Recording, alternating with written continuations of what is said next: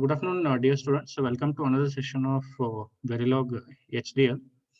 So in the previous session, we discussed regarding the conventions and constructs which are present in Verilog.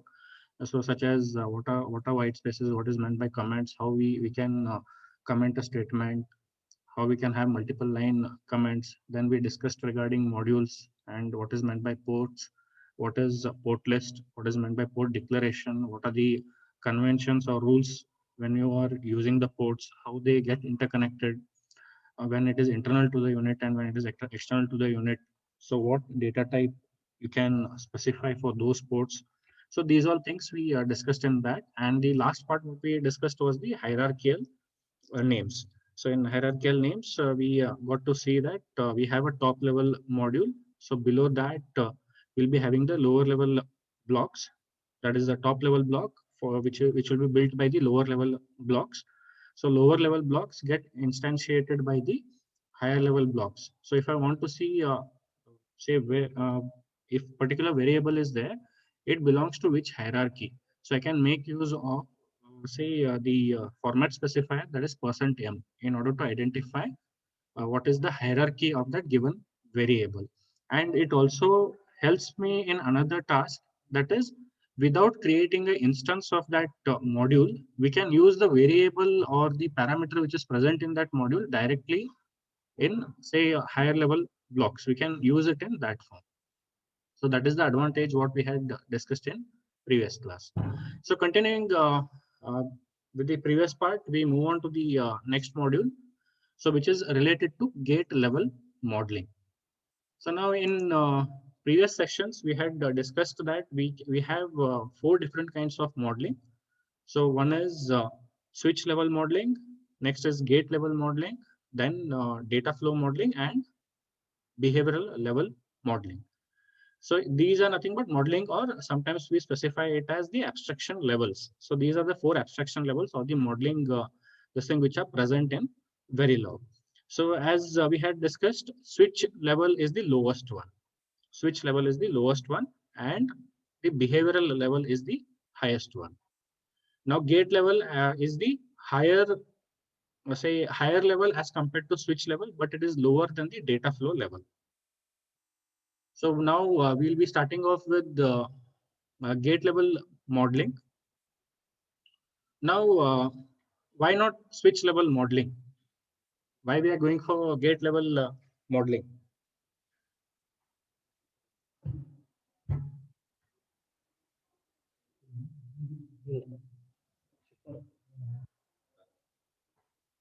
So why not switch level modeling? Why we are going for gate level modeling? Because nowadays, if you just see the circuits are not simple enough. They are complex. So when you speak in terms of complexity, building the entire circuit with just the gates, using the gates, so designing it from that point of view, it becomes really difficult. If there are hundreds of gates, then it really becomes difficult to go with that. Therefore, very few people work on switch level modeling. I will not tell that it is not there. It is there, but because of the complexity which is involved in the present situation. So because we are into say VLSI, ultra LSI technologies, so which help us to incorporate, say on a small space, on one IC I can have thousands of transistors. So how they are interconnected to form the entire system. So everything. So in such cases, what happens is switch level, say engineers are there who design at the switch level, but we rarely see those things. So therefore, the next one which comes is the gate level modeling. So gates are basically designed, how they are designed using the with the help of they are designed with the help of the switches itself. So now we'll see what are the concepts which come under these. So when I'm speaking of gate, right, we have seen that what are the different kinds of gates which are present. That is, we have AND gate, we have NAND gate, not. So there are different gates which are available. So how they are incorporated, what is happening. So that is what we have to specify. Now we are saying it as modeling. So modeling, so basically what it is done, modeling is done with the help of the gate, say instances, with the help of gate instances. So that is what we can observe in this case. So we'll see how we can go ahead with gate level of modeling and what are the things which are present in this. So first one, we should know what are the different gate types. So these gate types are nothing but the primitives which are being defined in the Verilog, which are defined in the Verilog. So no need for me to specify it as a module. No need to specify it as a module. So we had seen in previous this thing that we wrote something as and A1 and then the parameter were passed. So here and is actually a module and is actually a module which has been predefined in Verilog. It is predefined in Verilog. And A1 is the instance which is created for this module. Now this module has already been defined, so no need to define it again. So these are all predefined primitives which are present in the Verilog. So Verilog helps us to utilize these modules, create instances, and utilize them for building the circuit or the system, whatever is intended. Now, all the logic circuits can be designed using these gates. Suppose I want to build a adder, I want to build a subtractor, I want to build a multiplexer, comparator. I can do it using these primitives which are available. Now, there are basically two types of basic gates what are specified in Verilog. One is termed as AND slash OR gates, and the other one is specified as buff slash NOT gates. So these are the two classes which are present. So let us see each of them. What does AND slash OR gates have, and what does buff slash NOT gate have? So how they will be useful. So first one, AND slash OR gates. So under this, we can see that we have AND, OR, XOR, NAND, NOR, XNOR. So these are the gates which fall under AND slash OR gates. So AND slash OR gates. So in this one, you can just see that it is AND, it is AND, OR. So this is OR, this is OR, this is OR, this is AND. So using this AND and OR, all these gates are present or primitives are present in this case. So these are the gates which are being provided by Verilog. So which fall under AND slash OR. So using AND, what I can have NAND gate. Using OR, what I can have NOR gate. Using OR, what I can have XNOR gate. I can have XOR gate. So therefore, it is AND slash OR gates. Now here, one thing to remember is you can see that there is output to output. There is output for each of the gate. If you just observe what we have only one output which is being given by each of the gates. There is only one output which is given by each of these gates. So what does this imply? It implies that for this AND slash OR gates, only one scalar output is present. It has only one scalar output. Now, here we can see that in this case, there are two inputs which are being provided for all the gates. So basically, you might have seen that in some ICs, you can give more than two inputs also to the AND gate.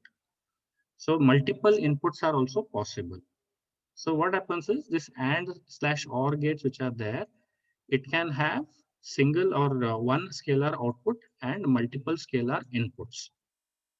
So it can have multiple scalar inputs. Now, how do I check which one is related to output and which one is related to input? So whenever we define some parameters, right? Say I'm using AND gate. So under AND gate, I have A1 and I specify some parameters over there. Sorry, just give me a sec. So here, as we discussed, AND/OR gates have one scalar input and it can have multiple scalar, one scalar output and multiple scalar inputs. Now here, so whenever we create instances, right? For example, I'll be writing it as and I'll be creating an instance A1 and I'll be having the port list. So I'll be having a port list O, then I1, then I can have I2. So these are the port lists what I can have. So how do I identify which port or terminal is linked to the output and which one are linked to the input? So that is what we have to check out in this one. So whenever we are using this AND/OR gates, what it specifies, the first terminal or the port which is present in the terminal list or the port list will be related to output and the other terminals will be related to the inputs. So here we might be having an example. So here we have, and A1, and these are the three parameters, or invariably I'll be using the term parameters. These are the signals or the ports which we have. So here we have output, input, and two inputs. Now here you can see that as per the definition, the first one will be related to output port and the rest will be input port for AND/OR gates. So here you can see that we have NAND. NA1 is the instance of this NAND. First parameter is related to the output port and rest all parameters are related to the input port. So this is what these statements mean. That is, from the port list, how do I identify which one is related to input port and which one is related to the output port? So it is the first one in the AND/OR gates, the first port is related to output and the rest all are related to the inputs. So this is what we have, and you can see that another statement. Output of the gate is changed only whenever any one of the input changes its value. So that is what happens in these cases. So here these are the gates which they have shown. Symbolic representation, you all know it. So we have here one output scalar and two input scalars. This is just an example. We can have more than two also. And this is the AND gate what they have represented. So here, these are the different gates which they have represented. Now here we can see that how we can go ahead with the creating instances of these AND/OR gates. Now previously we had seen that we had created modules, if you remember. So we had defined module, then I had module name, and then the port list. And I had the end module statement. So in between, I had all the logic implementation what will be present. So if I want to create an instance of this MN, that is module name. So what I did, I wrote it as MN, and I can write it as the first module instance of this MN. And if parameters are there, you can pass the parameters. So how you are creating an instance of this module? M1 will be the instance. This is the module name. So using the module name, I create the instance. So now here also we have something in the same form. Okay. So here you can see that. So AND is the primitive which is being defined in the Verilog. NAND is also same, or NOR, XNOR. So all these are the primitives and these are the modules which are being defined by Verilog itself. No need for you to specify. Now here you can see that we have a parameter, we have the identifier which is A1. So A1 is the instance of this AND gate. Similarly, I can see for this one, NX1 is the instance of this XNOR gate, is the instance of this XNOR gate.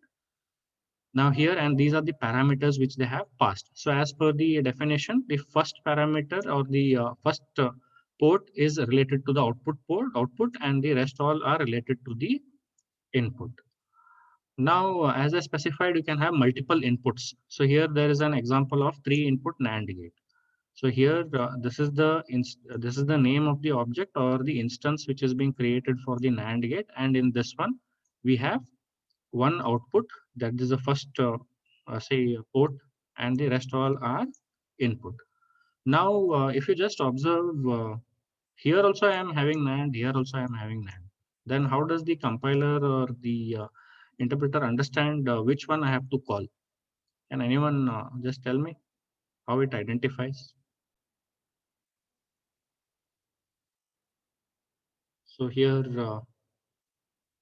you can see there is one special case which they have given without the instance name. So you're just using the keyword and, that is which is related to the and/or gate, and then you are specifying the parameters. This is permitted, but you don't have any name for that. You don't have any identifier for that. So this is special case which is permitted in Verilog. So it may be useful in say debugging and other stuff when it is required. So any query over here?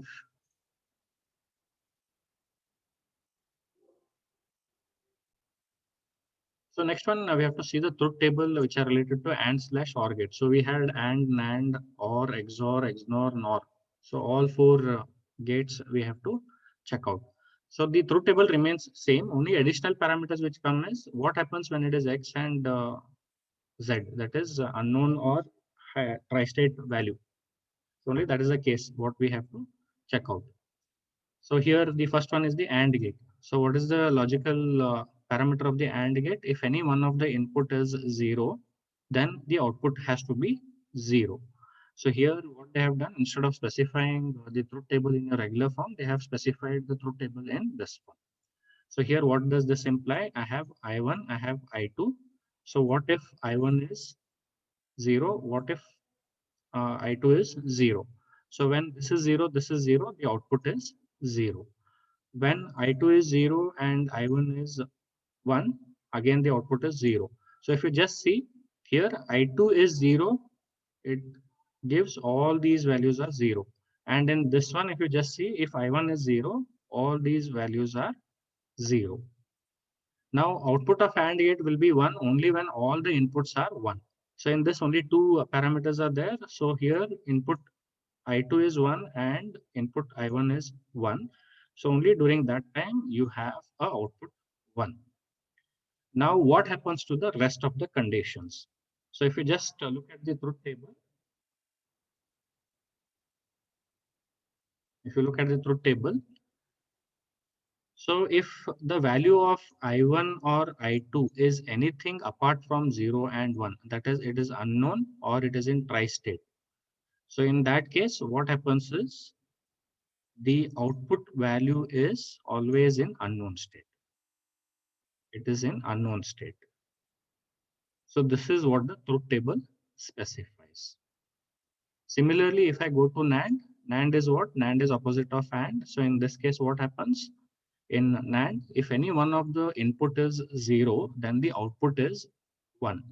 And if all the inputs are 1, then the output is 0, which is opposite of an AND gate. So here you can see that I2 is 0, therefore all the outputs are 1. Here I1 is 0, therefore all the outputs are 1. When I2 is 1 and I1 is 1, that time the output is 0. So these are your regular conditions. What about the remaining? When input either I1 or I2 is X or Z, that is unknown or tri-state, we can see that the values are all in, that is the output values are all in unknown values, that is X. So similarly, we can just see the truth table for OR, NOR, and XOR and XNOR. So for when the values are 0 and 1, it is a regular thing. It is regular thing. Only thing, special thing which comes over here is X and Z. Okay.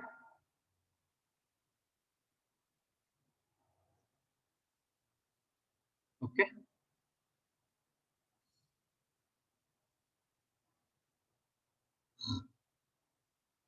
So just to brief this thing, or so logical aspect of or is what?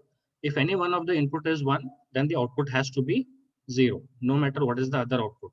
So here you can see that when I1 is 1, all the outputs are 1. When I2 is 1, all the outputs are 1.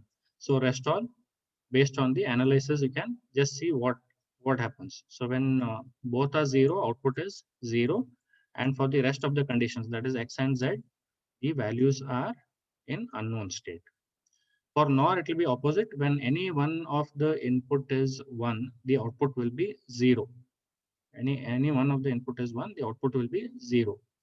And output will be logic high when when all the inputs are in 0 state. So here you can see that when I1 is 1, all these outputs are 0, no matter what is the value of I2. No matter what is the value of I2. Similarly, when I1 is 1, no matter what is the value of I1, the outputs are 0. So similarly, the rest of the conditions. Okay. So here also the same way, XOR or XNOR. So here it is like parity checking. It is a parity checking gate what we have. So here when it is even parity it is 1. Sorry, when it is odd parity, output is 1. And when it is even parity, output is 0. The reverse applies for XNOR. So here you can see that, say I'll start with this. I2 is 0 and I1 is 0. So both the inputs are 0. So 0 XOR 0 is what? It is 0. So this is actually a kind of even parity. Now here if I just see, I1 is 1 and I2 is 0. So under that condition, output is 1. So when we have odd parity, output I am getting it as 1. So here again, X and Z conditions. So when that is the case, no matter what is this one, it is all in unknown state. All is in unknown state. So similarly, the rest of them. Okay. So the opposite of XOR we are having over here. So this is for even parity. 0, 0, it will be 1. If any one of them is 1, that is the even odd parity, then it will be 0. Okay.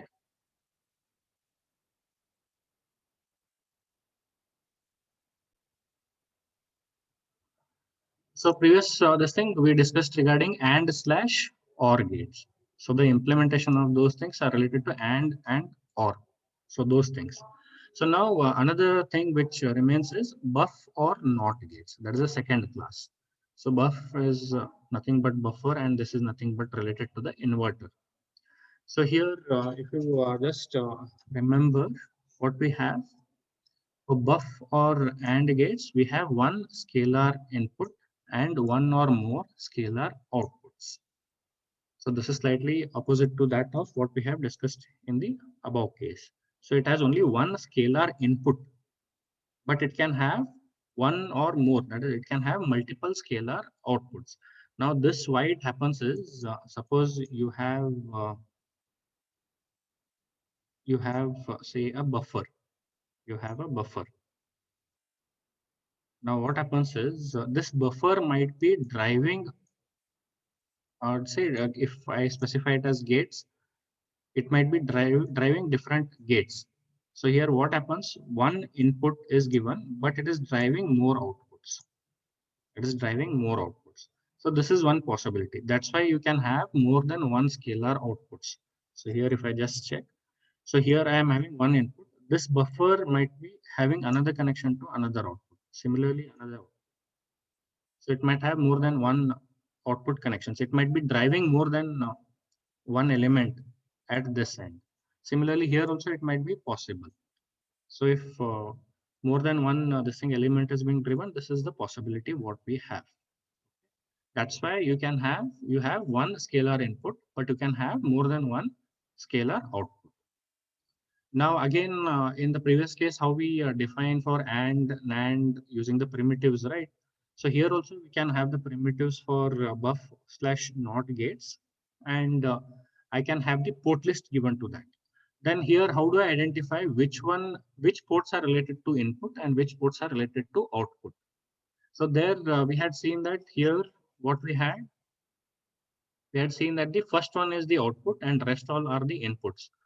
Now the condition, if you just see in buff slash not, what we can have multiple outputs, but single input. So it is in the same fashion, but what happens is we'll be having the first few elements are related to the outputs and the last one is the related to the input. So that is what we can specify here. So here we have the last terminal is related to the input port of the port list. It is related to input port of the port list, and the rest all terminals will be related to the output ports. So we have two basic buff/not gates. That is, we have buff and not. Slight variations of these are present, so that also we'll be discussing. Now, symbolically, how they are represented. So this is how the representation goes around. So this is the buffer representation, and this is the not representation or the inverter representation. So in this one, it is just a single input and single output. That is single one scalar input, one scalar output. Similarly here also. Okay. So this is how symbolically they are represented. Now, since these are also actually modules, right? These are again modules which are actually being predefined in the Verilog. No need for the designer or the developer to define it again. So directly we can use it. So again, buff is the keyword, or it is a predefined module which is present. So what we are doing, we are creating an instance of that buff, that is B1. So B1 is an instance of this buff. And here we can see that we have given output and in. So remember that in this one, I can have only one input, that is single scalar input, but I can have multiple scalar outputs. In this case, what we are doing, single input, single output. So here, the last one, always last port in the port list is always relevant to the input port, and rest all will be relevant to the output port. So similarly for NOT, we have N1 is the instance which is created for this NOT gate or NOT instance. Then we have out1 and in1. So now here we can see that more than two outputs. So in previous this thing and/or what we saw more than two inputs. So now it is the reverse condition. So here again buff is the keyword or the module name. So using that I am creating an instance. B1 underscore 2 out is the instance of this buff. But what is happening? You can see that there are two ports which are specified here and one port. So here there are three ports. Here we have two ports. So again, remember the last port is relevant to the input port and the remaining are relevant to the output port. So this is how we have. So again, without the name also we can have the instance created. So even in AND also we had seen. So this is permitted in Verilog. Now let us see what the truth table for these things specify. So here we can see that we have for buffer. So buffer is what? Whatever is there at the input, it should be present at the output. Inverter or not is what? Whatever is present at the input, it should be inverted and sent to the output. So in buffer, if input is 0, output is 0. If input is 1, output is 1. Only special cases, if it is anything apart from 0 and 1, the output will be in unknown state. Output will be in unknown state. Similarly, for inverter, if input is 0, output is 1. That is inverted version of the input. If input is 1, output is 0. If it is anything apart from 0 or 1, that is it is unknown or in tri-state, then the output will always be an unknown value, that is X value. So this is the truth table which is related to buff or NOT gates. Now we have some special versions of this buff and NOT gates. That is based on some conditional criteria only you have to present the output. Conditionally, you try to present the output. So here for this case, what we require is we have buff if and not if. So if that condition is met, then you go ahead. If it is not met, then you don't go ahead. So something of this kind. So here what happens is if I have to have that if condition over there, then I should have some additional control signal which has to be given for this buff and the NOT gates what we have seen over here. I should have some additional control over here. Here I am not having any additional control. So this gate has to be open only when specific condition is met. For example, if you have to enter the college, you have to have the ID. If you don't have, you cannot enter. So something of this kind. So here we can see that we have buff if 1, buff if 0, not if 1, not if 0. So what is this 1, 0, 1, 0 specifying? It specifies that if the control signal is 1, then you do your regular operation. If the control signal is 0, then you do your regular operation for this case. For example, in this one, if it is 0, it is buff if 1, but if the control signal is 0, that time buffer will not be operating in its regular form. It will be stopping it. So here we can see buff if 1. So this is the symbol for buff if 1. So we have one additional control signal. We have input and the output scalar quantities. It is one input, one output, what we are representing here. So what does this do? If control is 1, then only whatever is there at input will be present at the output. But if control is 0, then what you're doing is you are blocking this thing. So input will not be available at the output. Input will not be available at the output. Similarly, not if 1. So this is inverter. So if control is 1, then whatever input is there, it has to be inverted and presented at the output. If control turns to 0, the signal turns to 0, then input cannot be transferred to the output. Its inverted version or anything cannot be coming at the output. Similarly, we have buff if 0 and not if 0. So here you can see that slight difference. You have a bubble which is present at the control. In this case, I don't have that. Okay. So this is how the logical representation comes for buff if 0, and this is the buff if 1. So here what happens? If control is 0, then only start this. So whatever is there at the input will be presented at the output. If control is 1, then you block it. Don't send input to the output. Similarly for not if 0. So if control is 0, invert the input signal and send it to the output. If control is 1, don't take the input and send it to the output. Don't do that. So that is what it intends. Okay. So this is related to the logical representation. So what is the truth table related to this? Now here you can see that you have one input and one control input and one output. Okay. So based on that, you have one side control, one side input. So let us just discuss for buff if 1. So what this specifies, if control is 1, then you act as the buffer. If control is 1, then you act as the buffer. So here you can see that control is 1 over this. So what is happening? If input is 0, output is 0. If input is 1, output is 1. If it is anything apart from these two, then the output will be in tri-state. Output will be in tri-state.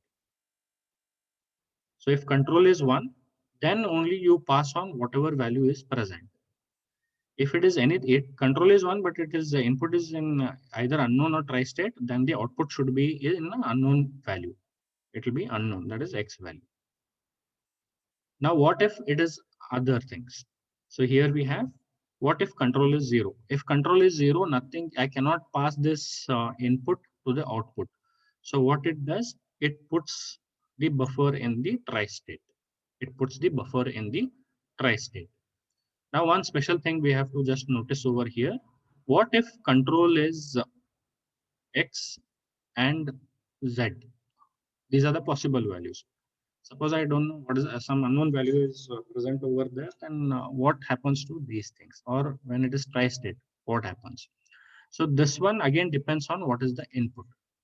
So when control is in X state and input is 0, the output will be related to something called as L. So what does L specify is the output will be either 0 or it will be Z. So this is not known. It might be 0 or it will be Z. It can be either of these two. That is what is specified as L in this case. Now again, if control is X or Z, but input is 1. So in this one, it is represented as H. So what does H specify? It specifies that the output will be either 1 or it will be Z. It will be either 1 or it will be Z. So H implies this case. Now if rest of the conditions, it will be in unknown state. Rest of the conditions, it will be in unknown state. So similarly, you can just analyze the rest of these things. Not if 1, not if 0, buff if 0. Okay. So we can have the instances for buff if and not if gates also. You can just observe here. So we have buff if 1, B1. So B1 is an instance of buff if 1. We have output, input, and control. So we should have that control signal also. So that one also gets added as a parameter. So similarly for buff if 0, not if 1, and not if 0. Okay. So these are the gate instantiations what we can have using buff if or not if. Okay. Any query from your end?